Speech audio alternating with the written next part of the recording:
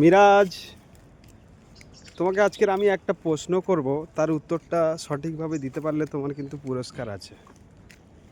আচ্ছা বলো তো, পৃথিবীতে কারা সবথেকে সুখী মানুষ? উত্তরটা বলো। ভিখারিরা। না না না, মাওলানারা। বলো বলো তুমি। মাওলানা মাওলানা মাওলানা হচ্ছে সবচেয়ে পৃথিবীর সুখে মানুষ। তুমি কি করে বুঝলে কেন? মাওলানা সবথেকে সুখী? দুটাই ভালো করে খেতে পারে, বুঝলি?